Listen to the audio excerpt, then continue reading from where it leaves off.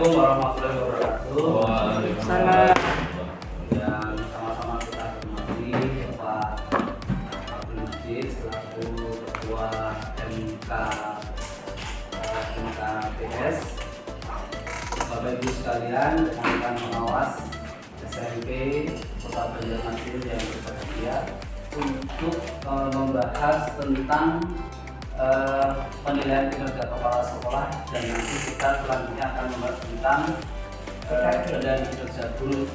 Untuk dalam kesempatan ini, yang pertama akan disampaikan oleh Bapak Sugiarto untuk membawakan pengantar tentang penilaian kinerja guru dan penilaian kinerja kepala sekolah. Itu waktu dan kesempatan kami persilakan. Assalamualaikum warahmatullahi wabarakatuh. Waalaikumsalam.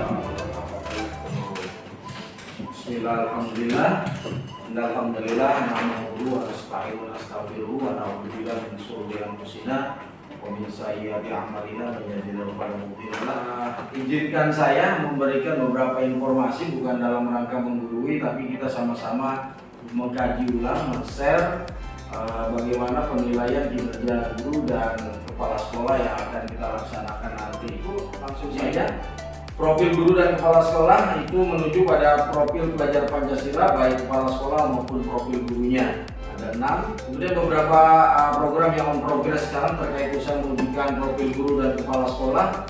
Itu ada penyusunan regulasi terkait guru dan pendidikan, diantaranya lewat Permendikbudristek nomor 40 tahun 2021, Permendikbudristek 26 tahun 22, dan standar kompetensi jabatan fungsional guru ASN turunan dari Permenpan 3822 tentang standar kompetensi jabatan. Kedua, pendidikan guru penggerak yang masih on progress. Yang program sekolah penggerak, pengembangan platform mereka mengajar, dan rapat pendidikan yang masih on progress sampai saat ini. Artinya belum finish ya, masih berlangsung. Oleh sebab itu, transformasi atau pengawasan itu sangat perlu untuk menunjang beberapa program yang sedang berjalan ini. Baik Bapak dan Ibu, saya lanjut saja sekilas saja. Apa korelasi antara kompetensi guru, kepala sekolah, dan rapor pendidikan? Teman sekolah dalam rangka output proses input ada dimensi dan laporan standar. Ada korelasi rapor pendidikan terdiri dari indikator-indikator yang merepresentasikan rapor standar nasional pendidikan dan mencakup area yang berkaitan dengan input, proses, dan output pembelajaran. Semua ada dalam rapor pendidikan. Output itu di standar kompetensi, ada di rapor pendidikan kita di poin A. Itu ada poin A1, A.1, A.2, A.3. Semua yang berpoin A itu adalah standar kompetensi lulusan. Juga ada pemetaan pendidikan yang bermutu di poin B-nya. Kemudian di proses itu ada standar isi, standar proses, standar penilaian, standar pengeluaran. Itu ada di poin B pada rapor pendidikan sekolah kita pada satuan. Jadi mutu dan relevansi pembelajarannya ada di situ. Kemudian inputnya, standar GTK, standar pembelajaran, standar SAPRAS, itu ada di poin C, di kompetensi dan kinerja GTK. Jadi kalau dikatakan itu tidak mewakili, itu sangat mewakili. Rapor pendidikan kita adalah potret sekolah kita yang harus bisa kita benahi, karena itu adalah medical check up kita. Kalau dalam kesehatan itu perlu kita teliti dan kita lihat. Di sini adalah korelasi antara kompetensi guru KS dengan rapor pendidikan. Ini yang berkenaan dengan yang akan kita bahas nanti. Dengan aplikasinya seperti apa, pengembangan model kompetensi per Dirjen 2626 garis miring B HK 0401/2023 dan pengembangan model kompetensi kepemimpinan pada per Dirjen 6565, khususnya pada aplikasi nanti akan kita sama-sama bedah di sini. Baik Bapak dan Ibu, di 2626 ini model kompetensi gurunya adalah representasi dari kompetensi guru dan kompetensi model kompetensi yang disusun ini jenjang jabatan fungsional. Jadi guru yang kita nilai ini terkait dengan atau terikat dengan jenjang jabatannya. Ada ahli pertama, ahli muda, ahli madya, dan ahli utama. Jadi 3A, 3B ahli pertama, 3C, 3D ahli muda, 4A sampai 4C itu ahli madya, dan 4D serta 4E itu ahli utama. Jadi nanti dalam model kompetensi guru ini ada memuat kompetensi, level kompetensi, deskripsi, dan indikator penilaian. Jadi untuk level, untuk ahli pertama itu hanya sampai level 2, tidak boleh melebihi. Itu 3A, 3B. Kemudian 3C, 3D itu level 3. Untuk 4A, 4C level 4, dan untuk golongan 4D sampai 4E ahli utama itu sampai level 5. Jadi asati aplikasi nanti Pak Arif bisa sama-sama kita belajar di sini bagaimana mensiasat.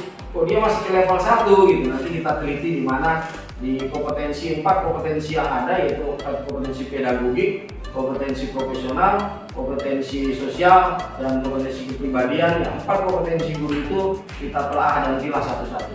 Jadi bisa kita lihat sehingga dia sesuai dengan levelnya. Untuk pesan 5, kemudian ada 12 sub juga, 12 sub yang terdiri dari 12 sub komponen yang dari 4 komponen yang ada dalam kepemimpinan kepala sekolah, yaitu 1 mengembangkan diri dan orang lain.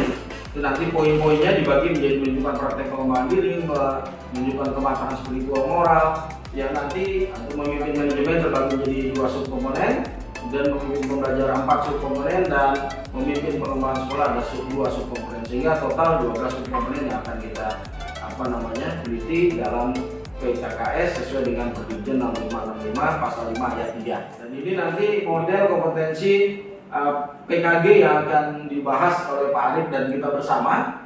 Ini adalah aplikasinya yang akan kita selesaikan nanti, dan ini aplikasi PKKS-nya. Nanti kita akan selesaikan ini. Nah, kesimpulan yang bisa kita ambil di sini, menilai kinerja kepala sekolah yang difasilitasi oleh pengawas merupakan pra penilaian kinerja sebagai hasil refleksi. Profil kepala satuan pendidikan itu dijadikan bahan refleksi sekolah selanjutnya. Dan yang kedua, menilai kinerja guru yang dilakukan oleh kepala sekolah juga merupakan pra penilaian kinerja sebagai potret gambaran hasil kinerja sekolah sebagai hasil refleksi profil guru untuk dijadikan bahan refleksi selanjutnya. Jadi kalau pengawas itu refleksi kepada kepala sekolahnya, tapi kalau kepala sekolah itu refleksi kepada guru-gurunya. Hal ini yang membedakan PKKS dan PKG edisi tahun 2022 dengan tahun-tahun sebelumnya.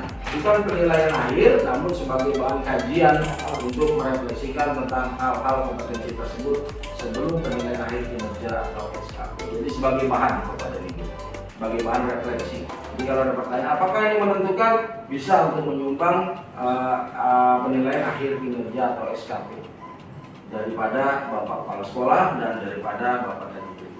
Mungkin itu saja yang bisa saya sampaikan pengantar sebelum kita masuk kepada aplikasi tersebut, agar kita sedikit banyak mengetahui, oh ini ada landasan hukumnya di Perdijen 2626 dan Perdijen 6565 tahun 2020 yang 6565 dan 2626 baru saja di tahun 2020. Demikian yang bisa saya sampaikan. Saya mohon maaf. Subhanallah wa bihamdika asyhadu an la ilaha illa anta astaghfiruka wa atubu ilaik. Wallahu muwaffiq ila aqwamit thoriq. Assalamualaikum warahmatullahi wabarakatuh.